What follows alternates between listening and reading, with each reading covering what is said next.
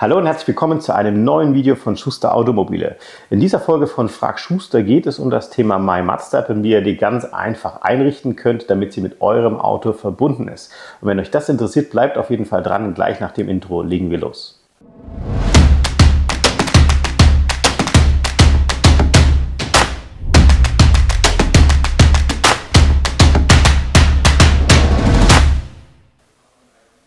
Ja, wie gerade schon angekündigt, dreht sich dieses Video also um die sogenannte My Mazda App, denn wir haben schon wieder ganz viele Anfragen von euch bekommen, speziell zu den Themenbereichen Installation auf Smartphone, aber auch die Einrichtung mit dem Auto. Da gibt es manchmal auch so ein paar kleine Problemfelder, auf die ich euch hier hinweisen will, und damit das eben möglichst einfach und schnell funktioniert, schaut ihr euch am besten dieses Video hier mal an.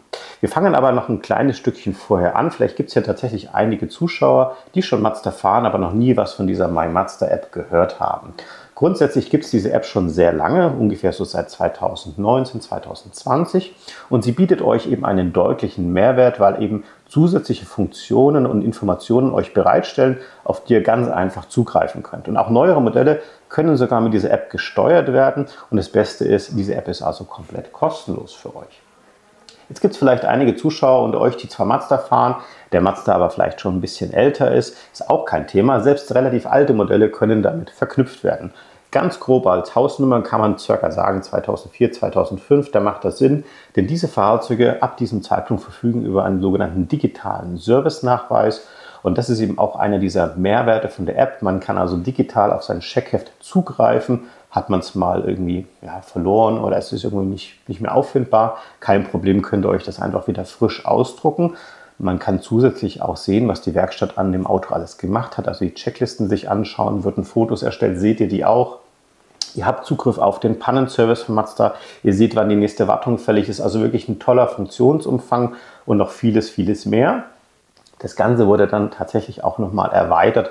Ungefähr ab 2020 gab es schon die ersten Mazda-Modelle, die über eine sogenannte Online-Konnektivität verfügten. Und dann war es sogar möglich, einzelne Funktionen vom Fahrzeug zu steuern, das Auto zu lokalisieren, Adressen ans Navi zu schicken und dann direkt mal loszufahren und noch vieles, vieles mehr.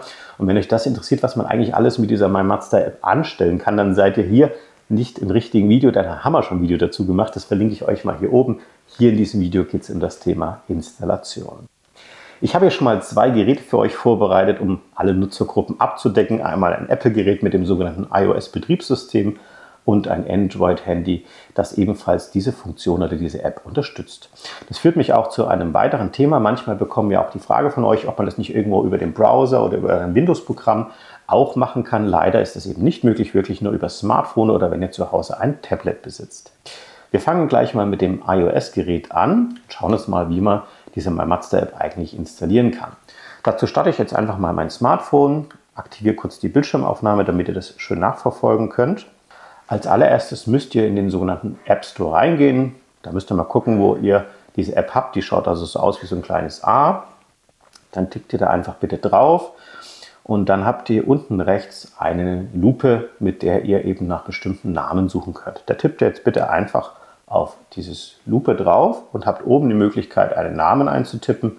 Und da geht ihr in das Suchfeld rein und tippt einfach mal My Mazda ein. Am besten wirklich auch komplett ohne irgendwelche Bindestriche.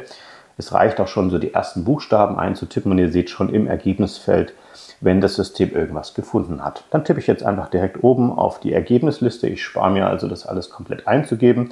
Aufpassen, ganz oben erscheint meistens irgendwelche Werbung, irgendwas, was gesponsert wurde. Also das ist nicht das richtige Ergebnis. Ihr müsst also ein bisschen tiefer schauen. Und ihr seht hier schon My Mazda. Aufpassen, es gibt natürlich auch in anderen Ländern andere Mazda-Apps. Also das passiert auch ab und zu mal, dass man einfach ein Mazda-Logo sieht und drückt drauf. Es muss wirklich My Mazda heißen, denn ihr seht schon da unten zum Beispiel hier gibt es also irgendwelche Apps, das ist zum Beispiel von Malaysia. Das ist natürlich dann die falsche und dann wird es auch nicht funktionieren. Ihr seht bei mir jetzt so eine kleine Wolke mit so einem Pfeil. Das liegt daran, dass ich diese App natürlich auf meinem Smartphone schon mal installiert hatte. Das heißt, das System sagt mir jetzt, hey, willst du die nochmal installieren? Bei euch wird dann hier, wie hier unten, einfach dann Laden stehen zum Beispiel oder installieren. Stellt euch also vor, bei mir steht das Laden. Ich tippe jetzt einfach auf diese Wolke drauf und je nach Internetverbindung und Geschwindigkeit wird jetzt also diese App heruntergeladen. Habt ihr einen Datentarif, der beispielsweise nur sehr wenig Datenvolumen euch zur Verfügung steht, dann würde ich euch empfehlen, das im Wi-Fi-Netzwerk von zu Hause zu machen. Ansonsten könnt ihr das bedenkenlos auch über die Mobilfunkverbindung starten. Es ist nicht wirklich groß, diese App. Und dann steht hier eben Öffnen. Bevor ich jetzt hier weitergehe, schauen wir uns das nun auch mal beim Android-Handy an. Beim Android heißt es nicht App Store, sondern Play Store. Man erkennt es an so einem kleinen Play-Symbol, ähnlich wie man das vielleicht von einem Kassettenrekorder oder einem CD-Player noch kennt oder natürlich von irgendwelchen anderen Geräten. Da tippt ihr bitte drauf. Und ich gehe noch mal ganz kurz hier in die Hauptseite. Ihr habt hier auch ähnliche Darstellungen wie beim iOS-Gerät. Oben ein Suchfeld, da tippt ihr bitte drauf. Tragt auch hier natürlich den Namen ein. In dem Fall wären wir jetzt wieder bei My Mazda. Auch hier wird euch vorgeschlagen, wenn schon was Bekanntes gefunden wurde, dann spart ihr euch ein bisschen Zeit. Tippt einfach darauf. Auch hier gibt es Werbung. Aufpassen, dass ihr da das Richtige installiert, genau wie gerade auch. Und hier seht ihr schon, wird mir auch angeboten, installieren. Dann tippt ihr da bitte drauf. Je nach Einstellung übrigens von eurem Store kann es sein, dass hier nochmal eine PIN-Code-Abfrage vorhanden sein kann. Ich habe das bei mir bei den kostenlosen Apps ausgeschaltet, einfach weil ich das nicht notwendig finde. Sobald ich aber irgendwas bezahlen muss, habe ich es aktiviert. Kann bei euch aber natürlich anders sein. Manchmal macht man das dann mit einem Fingerabdruck, mit einem Code oder beispielsweise mit eurem Gesicht. So, auch hier seht ihr, ist das Ganze nun installiert, geht also wirklich sehr, sehr schnell. Weiter geht es nun grundsätzlich mal mit dem iOS-Gerät wieder. Das heißt, hier wurde jetzt auf eurem Gerät irgendwo eine App abgelegt. Und bei mir befindet die sich jetzt nun hier an dieser Stelle. Ich schiebe mir die jetzt auch gleich mal an einen Ort, wo ich jetzt euch besser zeigen kann. So, gut. Und jetzt seht ihr bei mir hier oben rechts schon mal eine Zahl. Ich muss fairerweise sagen, ich hatte ja, wie gesagt, diese App schon benutzt. Bei euch wird jetzt diese Zahl oben nicht auftauchen. Das sind sogenannte Benachrichtigungen, also wenn ich Informationen erhalten habe. Also ignoriert jetzt einfach mal diese kleine rote Wolke da oben. Dann geht ihr bitte auf diese App drauf. Und dann kommt ihr in den Startbildschirm, wo ihr als allererstes mal das Land auswählen wollt oder solltet. Und in meinem Fall ist es natürlich Deutschland. Seid ihr irgendwie in Österreich, Schweiz, wo auch immer, dann wählt ihr bitte das Richtige aus und dann tippt ihr bitte auf Bestätigen. Jetzt steht hier als allererstes mal da, dass ihr natürlich zur Nutzung dieser App eine Fahrgestellnummer braucht. Und das muss man natürlich unterscheiden. Habt ihr vielleicht das Auto erst bestellt, das ist also noch gar nicht bei euch, dann habt ihr diese Fahrgestellnummer natürlich noch nicht, dann könnt ihr auch nicht wirklich darauf zugreifen. Dann gibt es einen sogenannten Demo-Modus, da können wir uns gleich mal so ein bisschen noch näher anschauen. Habt ihr allerdings schon die Fahrgestellnummer, dann können wir jetzt hier gleich natürlich schon ein ganzes Stückchen weitergehen. Ich gehe jetzt allererstes mal aus dieser Erinnerung raus und sage, okay, das habe ich verstanden. Dann kommt eine sogenannte Standortnachfrage. Darf Mazda deinen Standort verwenden? Und jetzt gibt es natürlich sicherlich die eine Kundengruppe, die sagt, hey, will ich nicht, soll er nicht. Das könnt ihr grundsätzlich machen. Die My Mazda App wird auch so funktionieren. Allerdings ist es halt bei den Fahrzeugen, die diese Online-Datensynchronisation haben, so, dass ihr dann eben auch keine, wie soll ich sagen, keine Routen so richtig übertragen könnt, weil man könnte damit eben auch eine Navigation durchführen. Ich empfehle immer eigentlich dann zu verwenden, beim Verwenden der App erlauben. Das heißt, habt ihr die My Mazda App geöffnet, dann funktioniert es und ansonsten spart ihr natürlich Energie. Also das ist das, was ich meistens mache. Wenn ihr es nicht wollt, geht natürlich auf Nicht erlauben. Ich gehe jetzt beim Verwenden der App. Dann brauchen wir natürlich auch eine Information, wenn jetzt zum Beispiel irgendwelche Fehlermeldungen im Auto wären oder ihr zum Beispiel eine Serviceerinnerung bekommt. Und damit das funktionieren kann, braucht das Handy eine Freigabe. Ihr müsst also der My Mazda App eine Freigabe geben, dass es für euch okay ist, wenn euch Mazda praktisch ein kleines Pop-up im Handy anzeigt, sagt, hey, bei dir ist jetzt eine Serviceaktion fällig, kontaktiere doch mal deinen Mazda-Händler. Dann geht ihr bitte hier auf Erlauben. Dauert einen kleinen Moment und hier kommt jetzt das typische, was man so kennt, allgemeine Geschäftsbedingungen und natürlich auch Datenschutz und so weiter. Das heißt, wenn ihr jetzt beispielsweise euch mit dem Auto verbindet und natürlich auch Daten synchronisiert werden, dann ist natürlich auch ein Datenanbieter irgendwo dahinter versteckt, der im Auto zum Beispiel diese kostenlose SIM-Karte zur Verfügung stellt, aber natürlich auch irgendwelche Serveranbieter, die diese Daten eben austauschen. Damit das Ganze funktionieren kann mit der My Mazda App, müsst ihr das ankreuzen, ansonsten lässt sich die App eben nicht erstatten. Ich mache das gleich mal, ich akzeptiere also die Geschäftsbedingungen und wie ich gerade schon sagte, ist das eben auch komplett kostenlos im Moment noch für euch. Jetzt gibt es hier noch sogenannte Nutzerdatenanalyse, das ist tatsächlich freiwillig, also wenn es zum Beispiel die App crashen würde, dann würde Mazda natürlich gerne wissen, warum das jetzt gerade bei eurem Handy gecrashed ist und könntet dann natürlich die App optimieren. Wenn ihr es nicht wollt, geht auf Nicht jetzt, ansonsten geht einfach auf Erlauben. Dann haben wir nochmal das Thema Nachrichten. Wenn ihr also sogenannte Push-Benachrichtigungen akzeptieren wollt oder nicht, könnt ihr das hier nochmal einzeln einstellen. Ich sage auf Erlauben, weil es natürlich ein wichtiges Feature ist. Dann gehe ich auf OK. So, jetzt habe ich hier also schon mal den Startbildschirm. Ihr seht, ihr müsst eine E-Mail-Adresse und ein Passwort eingeben. Ihr habt den Knopf Registrieren und ihr habt den Gastmodus. Wenn ihr jetzt auf Registrieren geht, dann könnt ihr euch sozusagen ein komplettes Konto anlegen. Da gehen wir gleich drauf. Der Gastmodus ist für die, die einfach mal nur so ein bisschen reinschnuppern wollen, ohne irgendwas zu machen. Also weder eine E-Mail-Adresse und Passwort anlegen, sondern einfach nur mal reingucken. Ja? Können wir gerne mal machen. Wir gucken mal in den Gastmodus rein. Dann seht ihr schon, hat Mazda euch jetzt schon mal ein aktuelles Modell vorgeschlagen. Und dann könnt ihr euch natürlich sagen, nee, gefällt mir nicht, ich hätte gerne ein anderes Auto, weil es wird vielleicht ein Mazda XY. Ja? Ich gehe jetzt aber einfach mal in den rein und dann sage ich Gastmodus starten. Und dann seht ihr eigentlich schon die App so, wie sie dann auch später sein wird und könnt schon ein bisschen rumspielen, ohne dass natürlich irgendwas passiert. Also auch eine nette Sache, um sich mit der App sozusagen schon mal so ein bisschen vertraut zu machen. Ich gehe jetzt allerdings wieder aus diesem Gastmodus raus. So, und gehe auf Anmelden. Dann bin ich wieder in diesem Bildschirm. Da ihr aber wahrscheinlich noch keinen eigenen Zugang in der App habt, müsst ihr natürlich auf Registrieren gehen. Das ist ganz wichtig, das mache ich jetzt auch mal. Das heißt, ihr müsst jetzt hier eine E-Mail-Adresse von euch eintippen, die ihr natürlich auch regelmäßig verwendet. Ich gebe jetzt einfach mal eine E-Mail-Adresse ein, irgendwas Wildes.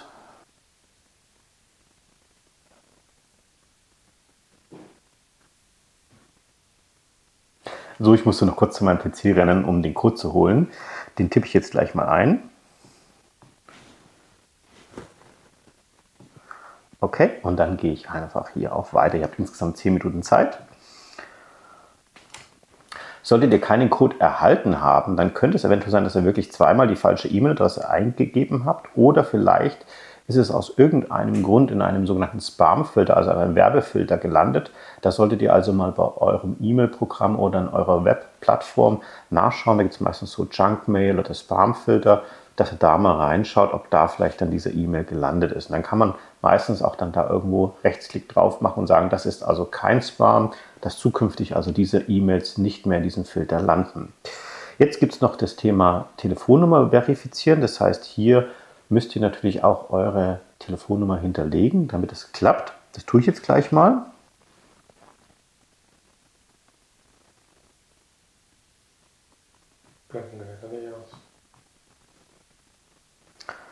Ihr habt ja schon die Ländervorwahl, also ihr braucht jetzt hier keine 0 eingeben. Steht auch oben nochmal. Und dann geht ihr bitte auf Weiter. Jetzt ist die SMS bei mir angekommen. Wenn ihr es nicht lesen könnt, manchmal erscheint da so eine Mitteilung, dann geht einfach nochmal in euer SMS-Programm rein. Ich kann es jetzt hier ganz gut lesen. Okay. Und dann gehe ich auf Senden. Mobilnummer wurde also verifiziert, ihr seid also wirklich im Besitz dieser Telefonnummer, könnt also das Ganze nicht irgendwie auch faken. An dieser Stelle erscheint nun ein Bildschirm, auf dem ihr gefragt werdet, ob ihr die My Mazda App mit anderen Kontakten teilen wollt. Und da fragt man sich vielleicht, warum soll ich das eigentlich machen? Macht das überhaupt Sinn?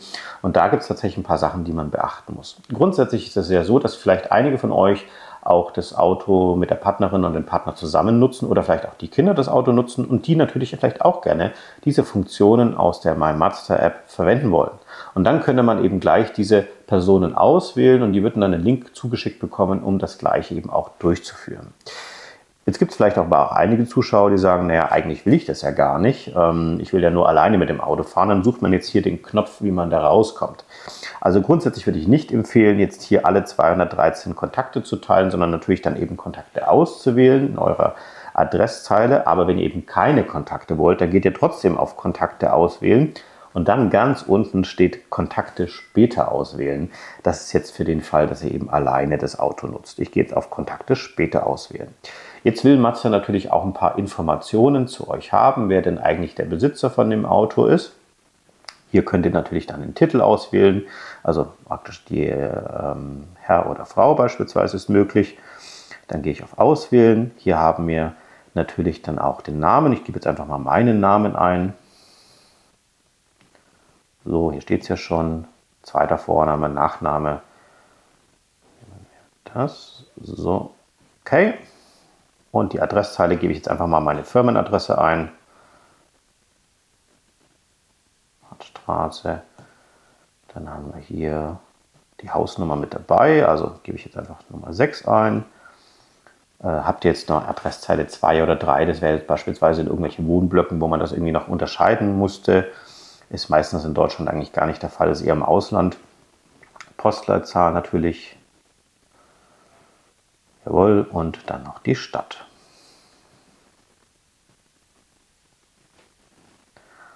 Okay, hier also nochmal die Zusammenfassung. Hier müsst ihr natürlich jetzt auch noch ein Passwort vergeben. Das ist ganz wichtig, dass ihr euch das auch merkt oder irgendwo abspeichert, damit ihr euch später dann auch in die App einloggen könnt. Das mache ich gleich mal. Ihr könnt dann bei den meisten Smartphones euch ein sehr starkes Passwort vorschlagen lassen. Meistens ist das Passwort dann allerdings so stark, dass man sich wirklich absolut nicht merken kann und es ist sehr, sehr lang. Also ich empfehle da immer auf andere Optionen zu gehen und sich eigentlich selber ein Passwort auszusuchen. Und ihr seht hier auch schon unten, was denn dieses Passwort eigentlich für Bedingungen erfüllen muss, damit es auch wirklich akzeptiert wird. Also es ist jetzt nicht ganz banal, man kann es da nicht 1, 2, 3, 4, 5 machen, sondern es muss also auch ein bisschen Spezialität enthalten. Versucht da einfach mal so ein bisschen rumzuprobieren. Ich gebe jetzt einfach mal mein Passwort ein. Jetzt passt, geht es weiter auf den nächsten Bildschirm. Fahrzeuginformationen abrufen und es kommt eine SMS mit den allgemeinen Geschäftsbedingungen nochmal als Hinweis für euch.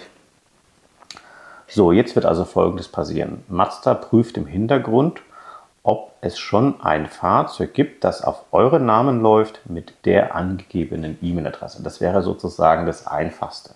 Dann habt ihr relativ wenig Arbeit. Wenn es das nicht gibt, wie vermutlich jetzt bei mir, weil diese E-Mail-Adresse nirgendwo hinterlegt ist, dann muss ich natürlich das Fahrzeug auch wesentlich aufwendiger einprogrammieren. Deswegen gehen wir jetzt mal den aufwendigen Weg rein. So, hier steht jetzt als allererstes mal wieder Willkommen bei Mazda. Und ihr seht schon, mein Auto hat einen Schleier. Da ist also noch nicht euer Auto sichtbar. Dieses Auto wird erst für euch sichtbar, wenn wirklich ihr das Auto von eurem Mazda-Händler bekommen habt und der Händler euch als Kunde in dem Fahrzeug exakt so eingegeben hat. Also inklusive E-Mail-Adresse, inklusive Namen und dann wird das direkt verknüpft miteinander. Das ist natürlich das Tolle. In dem Fall gehen wir jetzt etwas komplizierteren Weg und ich gehe hier auf Hinzufügen. Hier steht jetzt, scannen Sie Ihre FIN. FIN steht für Fahrgestellnummer und hier kann ich eben auch auf FIN scannen gehen. Für alle, die das nicht mögen, weil es gerade draußen dunkel ist oder es regnet oder unangenehm, man könnte jetzt auch hier drücken, sagen, möchten Sie die Fahrgestellnummer manuell eintippen. Variante Nummer 1 wäre zum Beispiel im Fahrzeugschein in der Mitte, dritte Zeile von oben. Da könnt ihr also die Fahrgestellnummer einfach manuell eintippen, ist ein bisschen mühsam oder meistens steht es auch auf jeder Kundendienst- oder Fahrzeugrechnung vom Mazda-Händler. Wir machen uns aber jetzt mal den Spaß und gehen einfach mal da draußen zu so einem Fahrzeug und verbinden es jetzt hier über diese Kamerafunktion. Ich habe mir jetzt hier gleich mal einen Mazda geschnappt und die einfachste Stelle, die Fahrgestellnummer einzuscannen oder abzufotografieren, ist an der Beifahrertüre. Dort befindet sich meistens so ein schwarzer Aufkleber, manchmal an dieser Stelle oder hier irgendwo eingeklebt. Und das Schöne ist, dass man es sehr gut ablesen kann, weil es eben schwarzer Untergrund ist und weiße Schrift. Und damit kommt auch die Kamera von eurem Smartphone sehr gut klar. Und achtet natürlich darauf, dass ihr auch eine gute Beleuchtung habt, also möglichst jetzt nicht bei absoluter Dunkelheit machen. Man kann dann allerdings auch hier ein Licht anschalten, aber ansonsten wartet einfach dann, bis es ein bisschen heller ist. Ich gehe jetzt hier gleich mal auf FIN scannen und dann geht ihr hier bitte einfach so ungefähr in die Mitte von diesem Schild und ihr seht schon, da wird euch dann unten das Ergebnis angezeigt. Das ist allerdings tatsächlich auch ein bisschen mit Vorsicht zu genießen. Ich wackel mal so ein bisschen, ich hoffe, ihr könnt sehen. Seht ihr, wenn ich mich jetzt hier sehr schnell bewege, dann verändert sich das Ergebnis. Und es kann teilweise auch zu Fehlergebnissen kommen. Zum Beispiel wird jetzt diese eine 0 eben als O erkannt. Das übersieht man gerne mal. Das ist auch ein klassischer Fehler. Und dann wundert man sich, warum es nicht funktioniert. Ich gehe jetzt mal ganz bewusst auf Weiter, obwohl da ein Fehler drin ist. Denn hier habt ihr nochmal die Möglichkeit, selber zu überprüfen, ob denn die Fahrgestellnummer wirklich deckungsgleich ist. Das mache ich jetzt gleich mal. Ich gehe die mal durch und stelle eben fest, dass da eine 0 statt einer, oder beziehungsweise ein O statt einer 0 ist. Das heißt, ich gehe in dieses Feld rein und verändere dann da die Zahl und mache eine 0 draus. So, prüfe es nochmal kurz und gehe dann auf Validieren. Jetzt wird also grundsätzlich erstmal geprüft, ob diese Fahrgestellnummer überhaupt existent ist. Hier steht, dass das Ganze also verfügbar ist, dass es also funktioniert und dass dieses Auto sogar über diese neuen Konnektivitätsdienste verfügt. Es schlägt mir also vor, hier gleich mal weiterzugehen und schon mal einen Namen für mein Auto einzugeben. Das macht durchaus Sinn, wenn ihr zum Beispiel zwei ähnliche Autos habt oder einfach euren Auto einen netten Namen gegeben habt. Wenn ihr das wollt, könnt ihr es hier eintragen. Und dann steht da auch nochmal euer Mazda-Partner. Das ist natürlich normalerweise der Partner, der bei euch das Fahrzeug ausgeliefert habt. Habt ihr ein gebrauchtes Auto gekauft, ist es meistens der Mazda-Vertragspartner, der die letzte Wartung bei dem Auto durchgeführt hat. Das kann sich dann auch später mal ändern, wenn ihr dann zum Beispiel zu einem anderen Mazda-Händler geht und dann da eine Wartung durchführen lasst. Ich gehe jetzt also nun auf Senden. Hier wird jetzt also nochmal gesagt, dass das Ganze nun abgeschlossen ist. Die Basiseinrichtung ist fertig. Ich könnte jetzt das Auto noch für die sogenannten Online-Konnektivitätsdienste registrieren. Das ist auf jeden Fall sinnvoll, weil es euch nochmal mehr Mehrwert gibt. Und das probieren wir gleich mal aus. Ich gehe jetzt also hier auf Registrieren. Und jetzt ist es wichtig, bei diesem Schritt sich am besten ins Auto reinzusetzen. Nehmt den Schlüssel schon mal mit, denn wir müssen jetzt gleich im Auto ein bisschen was aktivieren. Wenn ihr wie ich jetzt im Fahrzeug sitzt, können wir gleich mal hier auf den Startknopf drücken. Da kommen wir als allererstes mal auf eine Abfrage nochmal zum Thema allgemeine Geschäftsbedingungen, Datenaustausch und so weiter. Denn hier werden eben nochmal mehr Informationen geteilt, wie eben, ihr könnt ja auch den GPS-Status, also den Standort eures Fahrzeuges abfragen. Dazu braucht es nochmal zusätzliche Freigaben. Ich gehe jetzt hier auf die Haken, sage AGBs okay, Datenschutzerklärung, Konnektivität auch okay und gehe hier nochmal auf OK. Und jetzt werdet ihr hier sehr schön weitergeleitet, wie denn dieser Prozess abläuft. Als allererstes werdet ihr darauf aufgefordert, die Zündung einzuschalten. Und Zündung heißt bei dem Fahrzeug zweimal auf den Startknopf drücken, ohne die Kupplung und ohne Bremse drücken, denn dann würde der Motor starten. Das würde aber auch so funktionieren. Ich habe es jetzt hier einfach schon angemacht. Ist auch komplett egal, in welchem Menü ihr euch jetzt letztendlich befindet. Ich bin jetzt einfach im Hauptmenü, aber selbst wenn ihr jetzt im Radio wärt, wäre das auch vollkommen okay. Dann geht ihr hier einfach auf Weiter. Hier steht was von Autorisierungscode anfordern und das ist je nachdem, welchen Mobilfunkempfang ihr an eurer Stelle habt, es sein kann, dass es ein bisschen länger dauert. Beachtet auch bitte, wenn ihr zum Beispiel eben in einer Tiefgarage seid, wo es grundsätzlich einen sehr, sehr schlechten Handyempfang gibt, es auch sehr schwer wird, diesen Code zu bekommen, weil natürlich auch hier dann keinerlei Empfang stattfindet. Also am besten dann aus der Tiefgarage rausfahren, irgendwo an eine Stelle, wo man eben normalen Handyempfang hat. Ich gehe jetzt hier einfach mal auf Anfordern und dann wartet einfach einen kleinen Moment und ihr seht schon, jetzt wird hier im Display mir dieser Code angezeigt.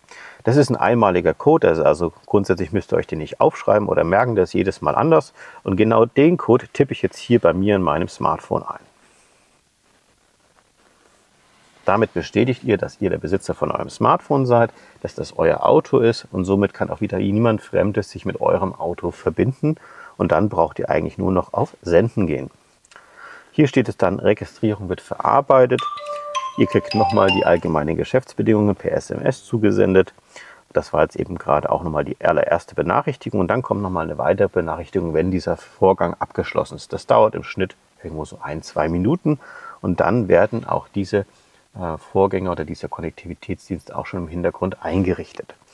Jetzt sind wir hier schon fast am Ende angekommen. Hier könntet ihr noch die Benachrichtigungen festlegen. Das würde ich euch auf jeden Fall empfehlen, damit ihr nicht wie ich am Anfang so viele Mitteilungen bekommt bei den ganzen Autos, die euch gehören.